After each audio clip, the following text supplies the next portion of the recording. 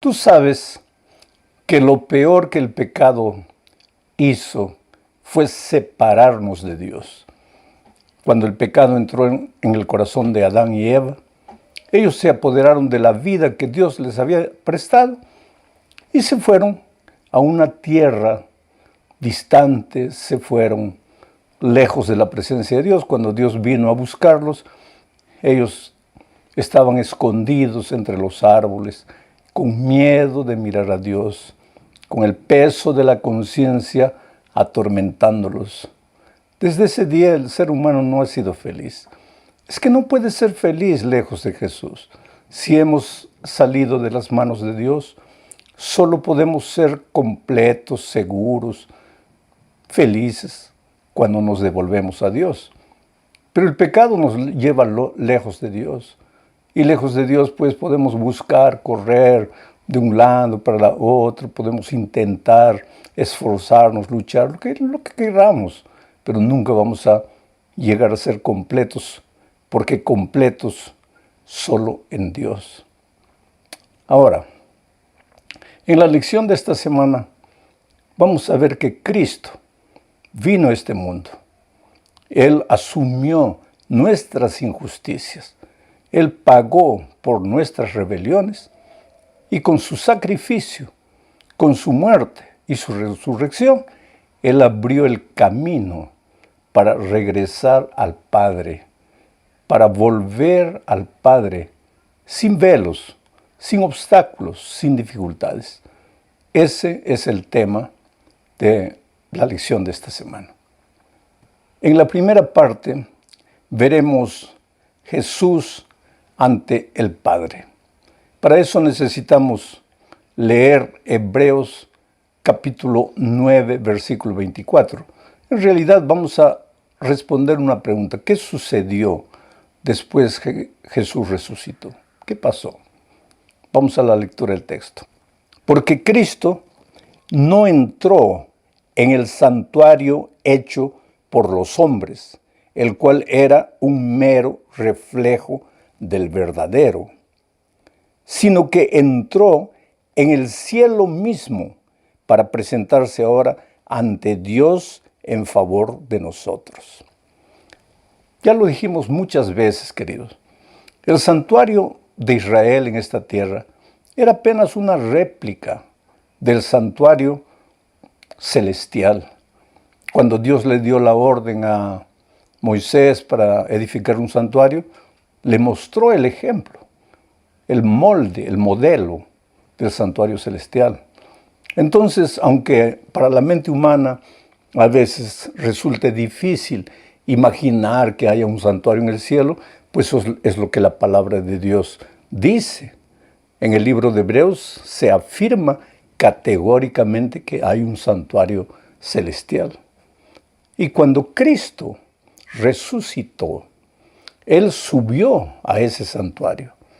Dice el texto bíblico aquí, para presentarse ahora ante Dios en favor de nosotros, llevando una ofrenda, pero la ofrenda no era de animales, no era de sacrificios de esta tierra. La ofrenda era su propia sangre, perfecta. Por eso nuestra salvación está segura en Dios. En todo esto hay algo muy significativo, muy ilustrativo. Mira, Dios le había dado al pueblo de Israel una orden. Todos los varones israelitas deberían subir a la ciudad de Jerusalén 3 veces por año. No importaba dónde ellos vivían, dónde se encontraban, pero todo varón israelita debería subir a Jerusalén porque Jerusalén estaba en la parte alta y debía llevar una ofrenda especial. ¿Para qué esta ofrenda? ¿Y para qué ellos debían llegar a Jerusalén, al templo, al santuario? ¿Para qué? Para ver el rostro de Dios, dice David en los Salmos, para ver el rostro de Dios. Pero ese ver el rostro de Dios en realidad significaba para recibir la bendición de Dios, la aprobación de Dios. Bueno, esas 3 ocasiones en que los varones israelitas se dirigían a Jerusalén era en la fiesta de la Pascua, que celebraba la liberación del pueblo de Israel de la esclavitud de Egipto. Después, en la fiesta del Pentecostés, que celebraba la cosecha abundante que Dios le daba a su pueblo. Y la tercera, en la fiesta de los tabernáculos o de las cabañas, que celebraba la manera maravillosa como Dios había cuidado a su pueblo a lo largo del desierto. Ahora, el israelita subía al santuario, subía al templo llevando su ofrenda para ver el rostro de Dios, recibir la bendición de Dios. Cristo, queridos, Cristo, Él también después de su resurrección subió al santuario, pero al santuario celestial. ¿Llevando qué ofrenda? Su propia sangre, su propia vida, para recibir la gran bendición. ¿Cuál era esa gran bendición? La salvación de la raza humana. Al final de cuentas, el Señor había venido a esta tierra para ocupar nuestro lugar. Nosotros habíamos pecado, merecíamos morir, pero Cristo cargó nuestros pecados, murió por nosotros y ahora, después de su resurrección, después de haber cumplido todo lo que tenía que cumplir en favor de nuestra salvación, subió al cielo para interceder por nosotros. ¿Sabes lo que aprendemos de aquí? Que no hay motivo para que vivas cargado, atormentado por el peso de la culpa. Yo sé que muchas veces nosotros nos paramos en la vida y miramos hacia atrás y lamentamos cosas que hicimos y que jamás deberíamos haber hecho. El peso de la conciencia nos atormenta. Sin embargo, ¿por qué vivir desesperados? ¿Por qué vivir ansiosos si crees en Jesucristo? Pues Él ya pagó el precio de tus pecados. Muchas veces he mencionado que hace años atrás yo estaba en el Estadio Nacional de Lima en una campaña evangelística, unas 40,000 personas cada noche. Y una de esas noches se presentó a mí un guerrillero de aquella facción antigua del Sendero Luminoso. Y él había sido tocado por el Espíritu de Dios, porque la intención de él no fue ir al estadio para escuchar la palabra de Dios. Él fue cumpliendo una misión de las actividades de ellos. Pero una noche, él entendió lo que Jesucristo hizo en la cruz del Calvario. A la noche siguiente volvió y esta vez me buscó. Y con lágrimas él dijo: Pastor, ¿pero qué quiere que haga yo ahora? Con todas las cosas erradas que hice en mi vida. Mis manos están manchadas de sangre. ¿Qué quiere que haga? Sí, querido, tú no puedes hacer nada. El ser humano no puede hacer nada, pero Jesús lo hizo. Entonces no importa lo que has hecho en tu pasado, hay perdón. Si crees que Jesús murió por ti, si confiesas tus pecados a Él, si le entregas tu vida, Él te va a abrir el camino a través del velo para que en la persona de Cristo llegues al santuario ahora como esperanza, pero cuando Cristo venga puedas ver a Dios cara a cara. ¿Te acuerdas cuando Jesucristo dijo: yo soy el camino, la verdad y la vida? ¿El camino para dónde? Que Él mismo dijo: nadie puede ver al Padre sino por mí. Entonces confía en Jesucristo. Muy bien, en la segunda parte vamos a ver el subtítulo de la invitación de Dios. Tú sabes que Dios es un Dios que llama. Desde que el ser humano se apartó de Él, se fue, Dios lo llamó. En el jardín del Edén apareció diciendo: Adán, ¿dónde estás? Y si tú ves la Biblia desde el Génesis hasta el Apocalipsis, verás que Dios es un Dios que llama, llama, llama. Oh, mi querido amigo, si un día tú o yo nos perdemos, ¿No será porque nos fuimos y Dios nos abandonó y dijo, pues ya que quiere irse, pues que se vaya? Al final de cuentas yo le he dado libertad. ¿Quiere usar mal su libertad? Pues que la use. No, Dios te ama. Hagas lo que hagas, te ama. Y porque te ama, te llama. Te llama de una manera, te llama de otra manera. En esta lección vamos a ver el llamado de Dios a Israel, registrado en Éxodo, capítulo 19, versículos 3 al 6. Voy a ir leyendo y comentando. Empieza diciendo, el Señor llamó a Moisés. Aquí está. Llamó a Moisés. Lo llamó para una misión. Pero cuando estás lejos de Él, viviendo en el pecado, destruyendo tu vida, Él te llama para que seas feliz. Él te llama para que vivas, vengas a Él y vivas sin tormento, sin cargo de conciencia, sin el peso de la culpa. Sigo leyendo.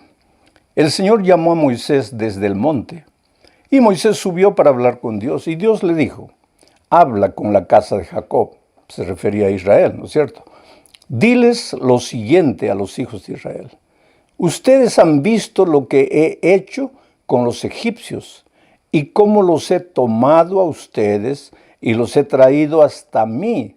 Mira la expresión, los he traído hasta mí sobre alas de águila. Si ahora ustedes prestan oído a mi voz y cumplen mi pacto, serán mi tesoro especial por encima de todos los pueblos, porque toda la tierra me pertenece. Ustedes serán para mí un reino de sacerdotes y un pueblo santo. ¡Qué invitación maravillosa! Tú puedes estar allá lejos con tu vida destruida, tu vida acabada, sin saber qué hacer. Ese no es el plan de Dios para ti. El plan de Dios es que formes parte de un reino de sacerdotes y gente santa. Ahora, cuando dice aquí gente santa, no está diciendo gente que no comete ni un pecado, sino gente que ha sido separada. ¿Separada para qué? Para vivir una vida especial. El plan de Dios no es que vivas una vida llena de tormento, llena de dificultades, una vida a veces vacía, de desesperación. No, ese no es el plan de Dios. El plan de Dios para ti es que seas feliz, que tengas un hogar feliz, esposa, hijos felices, que aunque no tengas una cantidad exorbitante de dinero, que no te falte el pan de cada día, que no te falte el dinero para tus necesidades básicas, que tengas salud y que cuando llegue la noche duermas feliz de la vida. Pero eso nunca lo vas a lograr cuando estás lejos de Dios. Por eso Dios te llama. Y por eso Dios llamó al pueblo de Israel al monte Sinaí. Lo llamó, lo invitó a través de Moisés. Pero ¿qué pasó con el pueblo? El pueblo no aceptó la invitación. Tuvo miedo de Dios. ¿Por qué? Porque acababan de pecar. ¿Te acuerdas del incidente del becerro de oro? Acababan de pecar. Y el pecado, lo peor que te hace, además de separarte de Dios, es crear tormento en tu corazón. Entonces el pueblo le dijo a Moisés, Moisés, gracias, dile a Dios gracias, porque nos está llamando, porque nos está invitando, porque nos quiere hablar. Pero por favor, nosotros tenemos miedo de que su gloria nos fulmine. Entonces todo lo que quiere hablarnos a nosotros, que te hable a ti y después tú nos hablas a nosotros. Qué triste reacción de un pueblo al que Dios amaba y al que Dios llamaba. Ahora, Pablo, el apóstol Pablo, recuerda a los hebreos y también nos recuerda a nosotros lo que está escrito en Hebreos capítulo 12, versículos 18 y 19, refiriéndose a aquel llamado que Israel recibió en el monte Sinaí. Y mira lo que dice el texto. Ustedes no se han acercado a aquel monte que se podía tocar y que ardía en llamas, se está refiriendo al Sinaí, ni tampoco se han acercado a la oscuridad, a las tinieblas, a la tempestad, ni al sonido de trompeta, ni a la voz que hablaba, y que quienes la oyeron rogaban que no les hablara más. O sea, nosotros hoy no tenemos por qué tener miedo de acercarnos a Dios. ¿Y por qué no? Porque el Señor Jesucristo es nuestro intermediario. Él abrió las puertas para nosotros. Él es el camino para la salvación, querido. Él es el único camino. Cuando yo trabajaba como misionero entre los indios en la selva de mi país, necesitaba un guía para caminar de aldea en aldea. Y encontré un jovencito, no era tan jovencito, sí, unos 20 años, pero que me ayudaba como guía. Iba para aquí, iba para allá, iba con el machete en la mano muchas veces, porque para acortar camino, a veces no seguíamos la trilla tradicional. Él, que conocía la selva bien, con el machete iba abriendo, y solo me decía, pastor, usted venga atrás de mí. Pise donde yo piso, usted venga atrás de mí. Pero un día me dio la impresión de que él se había perdido, porque se paraba, miraba para un lado, miraba para el otro lado, y yo pensé, este se ha extraviado. Y en un momento le dije, mira, yo creo que estás extraviado. Él me miró y me dice, pastor, yo nunca me pierdo, yo nunca me extravío. Le dije, pues entonces muéstrame el camino. ¿Estás perdido? Él me dijo, pastor, ¿camino? ¿Qué camino? En esta selva, el camino soy yo, pastor. Usted solo venga atrás de mí. Qué cosa, mira. Oh, querido, en este mundo, Jesús es el único camino. Cuando recibimos la invitación de Jesús, vamos a encontrar obstáculos, dificultades. No mires para nada. Tú solo mira a Jesús y camina porque Él es el camino. Vamos ahora a la tercera parte de este estudio, bajo el título La necesidad de un velo. En los tiempos de Israel, el velo era una necesidad, ¿sabes? ¿Por qué? Porque era símbolo de protección. Después del incidente del becerro de oro, la gloria de Dios casi fulminó al pueblo. No por causa de que Dios los quería castigar fulminándolos, sino porque su santidad era tan pura, tan limpia, que el pobre ser humano pecador no podía resistir la presencia de Dios. Entonces, para que el pueblo no muriera, Moisés tuvo que llevar el tabernáculo un poco lejos del campamento. Pero después Moisés intercedió, pidió perdón a Dios por el pueblo, y Dios lo perdonó. Y entonces Moisés trajo de vuelta el tabernáculo. Es interesante que en Israel el pueblo se formaba milimétricamente en orden. No es que llegaba a un lugar y cada uno levantaba su tienda donde quisiera. No, todo era por tribu, cada tribu en un determinado lugar. Y generalmente dejaban un patio grande en el medio donde se colocaba el tabernáculo, la presencia de Dios. Y es interesante también recordar que los levitas, ellos edificaban sus tiendas alrededor del tabernáculo para proteger al tabernáculo, pero también para proteger al pueblo de la gloria de Dios. Vuelvo a repetir, no por causa de la gloria de Dios, sino por causa de la pecaminosidad del pueblo. Entonces, el velo en Israel era un sinónimo de protección. Pero cuando Cristo resucitó y subió a los cielos, atravesó el velo. Y Jesús llegó llevando la ofrenda de su vida, pero también en representación nuestra. Porque un día, querido, lo veremos cara a cara. Veremos al Padre cara a cara, tal como Él es, sin velos, porque el pecado habrá llegado al fin. Vamos a la cuarta parte. El camino nuevo y vivo a través del velo. Para eso, querido, necesitamos leer Hebreos capítulo 10, versículos 19 al 22, y lo voy a leer comentando. Dice: hermanos, puesto que con toda libertad podemos entrar en el lugar santísimo por la sangre de Jesucristo, por el camino nuevo y vivo que Él nos abrió a través del velo, es decir, de su propio cuerpo, y puesto que tenemos un gran sacerdote al frente de la casa de Dios, ¿quién es el sacerdote? Cristo.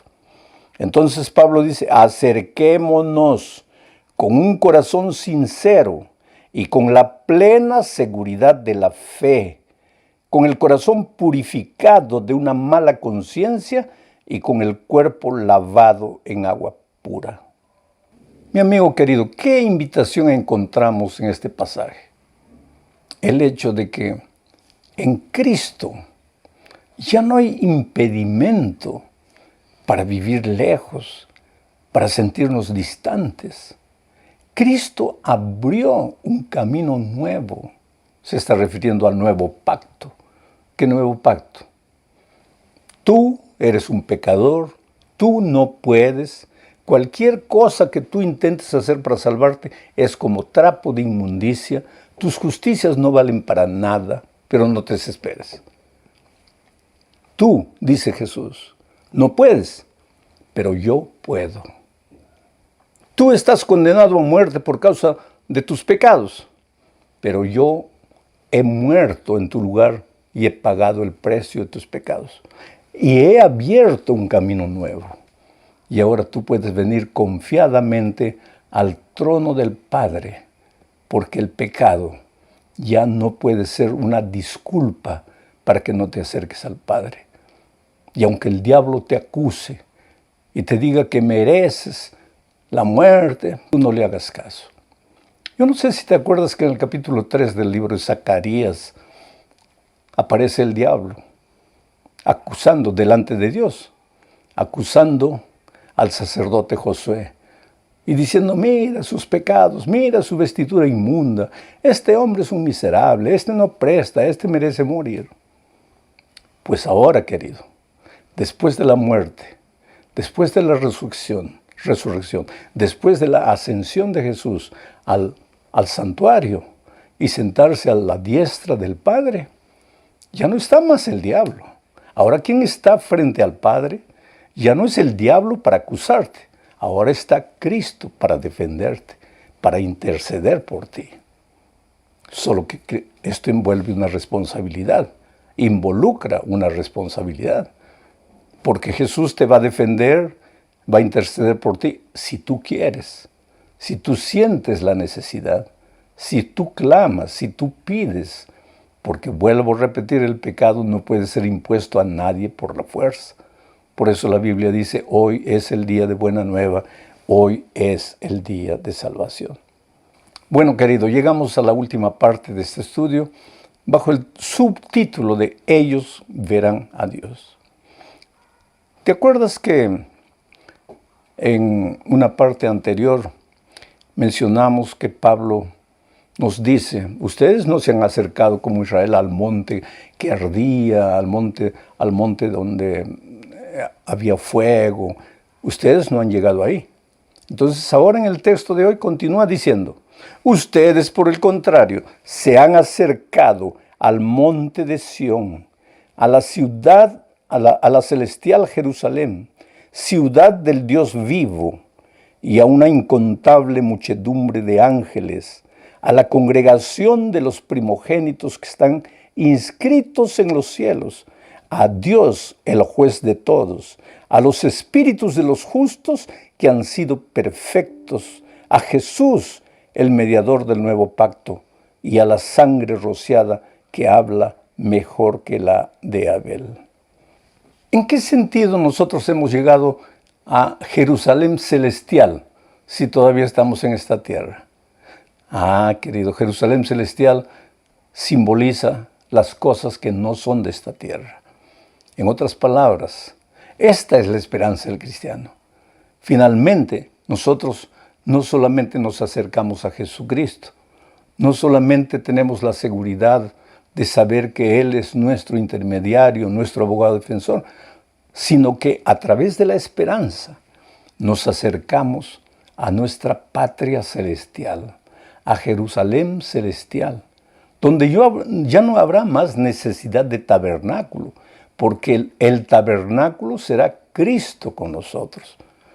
Por eso tenemos que tener en cuenta en esta tierra que cuando vamos a la iglesia, aunque vamos a un templo de paredes y techo y puertas, en realidad estamos yendo a encontrarnos con Jesucristo. Porque el templo, en el cielo, el verdadero templo será Jesucristo. Y en esta tierra también el templo quiere ser Jesucristo. Entonces no entremos al templo como estamos entrando a un edificio cualquiera. Estamos entrando en la presencia del propio Dios para encontrarnos con el Señor Jesucristo. Y si eso es verdad, pues todo lo que hagamos, las flores, la música, la oración, la liturgia, los detalles del culto, tienen que apuntar a Cristo, tienen que llevar a Cristo. Y mucho cuidado con que esos detalles se vuelvan el objetivo central